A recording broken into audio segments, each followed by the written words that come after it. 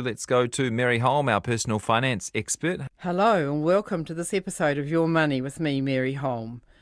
Thanks for taking just a few minutes to listen in while Jessie Mulligan and I talk through some useful ideas about how to make your money work better for you. Just remember though, this is guidance. Final decisions are up to you. Over to Jessie. Hey there, Mary. Hi, Jessie. Nice to speak with you. Mary's in once every couple of weeks, and she does a mix of sort of topics that she feels it's important to share, and then sometimes she'll get letters about topics and sort of respond to listener inquiries. And we might start with a letter this week, Mary. Yeah, we got a really interesting one from a woman that just got me thinking, so I thought it might get listeners thinking too. So you going to read it out? Or? Yeah, I always listen to Jessie's chats with Mary Holm. I just downloaded and listened to one of the programs. This correspondent is onto it. She's worked out that we have all of Mary's conversations with me available on podcast, so you can use whatever podcast program you use to access them. Anyway, it aired a couple of years ago on the subject of spending habits, and it was noted that some elderly people and also some single women have a tendency to underspend. For example, buying only cheap, no-frills food, or continuing to use ancient appliances when they have more than enough money squirreled away in the bank to afford to buy better. Well, it occurred to me, writes this correspondent, that both elderly people and single women are devalued and marginalised in many societies, and that they may therefore feel, consciously or unconsciously, that they are on their own if they run into domestic or financial problems. That could be why they become fixated on saving money. Another reason why women could be afraid to spend, perhaps, is that there is still a perception left over from our patriarchal past that women can't really manage their own household and finances, that these things should really be in male hands. Well, I'm a single woman in my late 40s. I don't see being single as a problem, though many people seem to think it is. I'm advised that I'm too fussy, too opinionated, that I talk too much, and the last guy I dated turned out to have no money and told me I could support him financially until he turned 65, at which point his retirement investment, something to do with pine trees and the Kyoto Protocol, would mature, giving him more money than he could ever spend. That was before the global financial crisis of 2008. In 2008, the value of my managed fund lost 25% of its value overnight, while his quote, investment shrank to nothing. Mine eventually climbed back to something near its original value before I cashed it in and bought my flat, where I now live in blissful spinsterhood. And that's from Karen. It's a letter full of personality, Mary. Yeah, it's a fun letter, isn't it? But yeah. It's also a very interesting example of what's often observed about the way men and women handle money differently. I just wanted to say at the beginning that there are heaps of exceptions to what I'm going to say about the research about differences between genders, and you and I could be accused of sexism even discussing this, Jessie, and continuing stereotypes and all of that. But I do think that pondering these differences can help people to perhaps change their behaviour for the better, change their investment behaviour and so on. So, if we get accused of sexism, so be it. Okay, but you have put that qualification out there that when you talk about the habits of men, you're not talking about all men, and same goes with women. Just some sort of observations over the years of things that tend to be associated with each group. That's right, and it's not just my observations. It's more, there's quite a lot of research on it, and I've sort of read it over the years because it's quite fun, really. Starting out with Karen's comments about people spending too little and how it often seems to be older people and single women, and I've certainly noticed that, and I think it's a real pity because some of them end up, not having as nice a life as they could and dying with quite a lot of money in the bank, which is a pity. What you really want to try and do is have about the same standard of living through, the last half of your working life and into your retirement. You don't want to be depriving yourself of so much now just to have a fabulous time in retirement. I mean, for one thing, you might not make it, but even if you do, you might as well be enjoying things now as well. But the way she ponders about whether, older people and single women are devalued and marginalised and all of that, and there's probably quite a lot of truth to that sort of thing. I mean, I think women perhaps are therefore less confident often of how well they're going to cope, and so having a whole lot of money sitting in the bank might make them feel stronger about it. But it's, as I say, people can overdo it, and while most people, it's good if they save more, it's quite good for some people to get out there and spend a bit more of their Not money. to save for the point of it. That, yes, quite. Yeah, I mean, I've had a few letters in my Herald column of people who are extraordinary savers, and they're always either single women or couples. There might be, it'd be interesting to hear from a single man who's an extraordinary saver. Yeah. But so far I haven't heard from them. As far as the household budgets go, it's an interesting one, isn't it? That some couples, the woman runs all of the household finances, and in some couples it's the man. And so I don't know, excuse me, if there's any necessary pattern about that. What happens in your household, or is that too nosy a question? No, that's not too nosy, because I was going to observe that, well, in my experience, my limited experience of one marriage, you tend to divvy things up, and sometimes it's not for any particular reason apart from that one person starts doing it, and so they end up doing it, and the other person starts doing their own thing. But yeah, that's me in our house. And it might be because my wife took a bit of time off work with the kids about the same time as we sort of combined our finances, so that seemed to be a natural time for me to be sort of worrying about where the money was coming from and where the money was going. I mean, that probably is one quite common pattern. I think back to, I know my brother-in-law's parents, when the husband died, I think I'm right in saying that the wife didn't really know her way around a checkbook. Yeah. And in that generation that did happen sometimes, and that's quite frightening, really. Sorry, I've got a catch in my throat. We've all got that at the moment, Mary. It's the time of year, yeah. But these days, I'm sure it's much more mixed. And just a sec. Sorry, that's not very helpful, is it? No, we're 5 for 5 in our house, so don't worry about it. I'm really worried I'm going to lose my voice next week. Oh, yeah, well, yes, you've got to talk non-stop. Can you talk for a minute? I just need to do a big cough. Yeah, no problem. We'll take you out of there, by the way. And if you have any observations about the conversation we're having, gender differences in money management, or your experience in your house, that earlier qualification aside, do send us a text on 2101 or email me, jesse@radionz.co.nz. Mary's here with me for the next sort of 10 or 15 minutes. Yeah, and I think I've recovered now. Sorry about that. One of the pieces of research I found that was quite interesting was something from Stanford University that said there are almost as many men who have what they call a compulsive buying disorder, which they define as binge buying and then financial hardship. So, which is the kind of thing that we tend to associate with women, but they say no. I tend to associate it with being young. Yes, yeah, that you're probably quite right. It's maybe as you get older, you get a bit smarter about it. But that's an interesting one. And advice from relationship services and people like that about the couples and the way they handle money says that it's two pieces that stuck with me. One was it's really a good idea for a couple to sit down and talk about the attitudes to money in the households they grew up in, because that you don't necessarily behave the way your parents did, but if you don't, it's because you've deliberately said, I'm not going to be like them.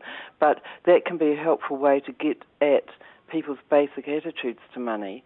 And another really important point they made was that quite often people think they're fighting over money, couples, but they're actually more fighting over who it is that makes the decisions, about money and how those decisions are made, and whether it's okay for either of them to be out shopping and making a fairly major purchase without consulting the other, and all that sort of stuff. So it's a good idea to at least have conversations about how those decisions are made, and how much you can decide with joint money without the other person having a say in it, and all that kind of stuff. Yeah. Which is interesting. Getting on to investing, and this is what we talked about a couple of years ago, which the correspondent was mentioning. There's some stark differences between the way men and women invest. Women tend to be more conservative, take less risk than men, and there's lots of research to suggest that. And also, women are more likely to just get into investments and stay in them, whereas men are more likely to get involved in frequent trading, with, perhaps in the share market they're getting money in and out. And that those differences are good and bad. I mean, men can probably take too much risk at times. They get overconfident, some of them, and think they know how to pick which shares are best and so on, or which property's best, or when to buy and when to sell, timing the market, that kind of thing. And as you and I have discussed many times, that sort of behaviour of trading frequently, trying to time markets, you nearly always end up with less than if you just get in there and buy some good investments and stick with them. By the same token, women are quite often stuck in low-risk KiwiSaver funds or bank term deposits, and could take more risk, and they would end up with a lot more savings at the other end, because, as we know, higher risk tends to have higher average returns. So. And if you hadn't been much involved in the finances and the choices around money in your life, that's probably what you'd most likely to know well, right? A savings account. Yes, yeah. And you probably learned about it at school. Yes, yeah, and people trust banks, or certainly they might not, especially after what's been going on in Australia, they might not necessarily trust banks to always act in their best interest, but they do trust that if they put money in a bank term deposit, they won't lose it, and that they'll get their interest and get their money back at the other end and all of that. And so that can tend to be what happens.